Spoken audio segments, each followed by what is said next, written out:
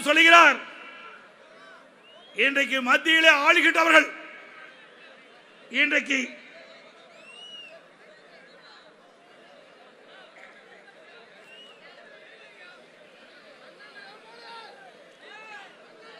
நம்முடைய தமிழ்நாட்டுக்கு வழங்க வேண்டிய நிதியை கொடுக்க மறுக்கின்றார்கள்.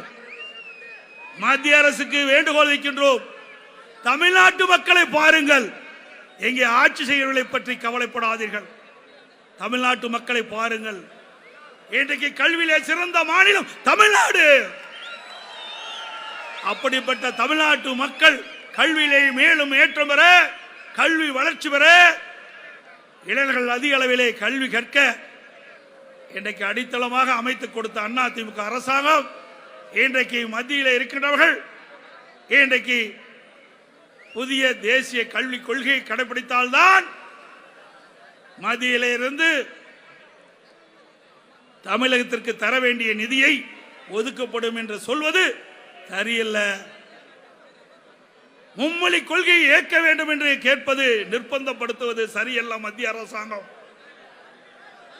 வேறு அண்ணா அவர்களும் பொன்மனச்செம்மல் புரட்சி தலைவர் எம்ஜிஆர் அவர்களும் இதையும் புரட்சி தலைவி அம்மா அவர்களும் எதை கடைபிடித்தார்களோ அதை அம்மாவுடைய அரசும் கடைபிடித்தது. இப்பொழுது அண்ணா திமுகவும் கடைபிடிக்கிறது. தமிழகத்தை பொறுத்தவரைக்கும் இருமொழி கொள்கைதான் கடைபிடிக்கும், எந்த மாற்றமும் கிடையாது. அதே போல இன்றைக்கு 100 நாள் வேலை திட்டம்,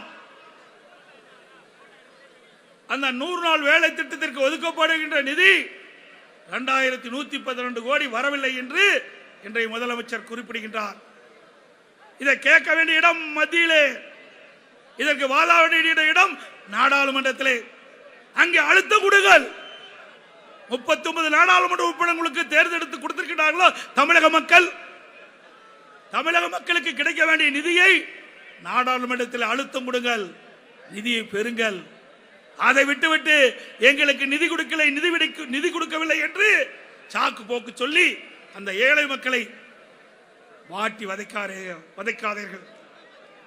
100 நாள் வேலை திட்டத்திலே பணிபுரிகின்ற பெண்கள் பெரும்பாலும் ஏழை பெண்கள், வயிற்றிலே அடிக்காதீர்கள். மத்திய அரசு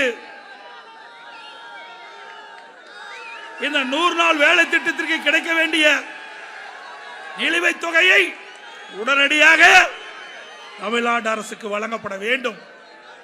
இன்றைக்கு திமுக ஆட்சி செய்து கொண்டிருக்கின்றது, அதை நீங்கள் பொருட்படுத்த வேண்டாம்.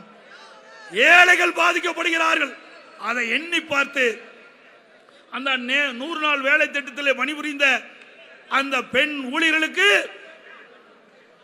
சேர வேண்டிய நிலுவைத் தொகையை உடனடியாக மத்திய அரசு விடுவிக்க வேண்டும் என்று இந்த கூட்டத்தின் வாயிலாக மத்திய அரசுக்கு வேண்டுகோள் வைக்கின்றேன்.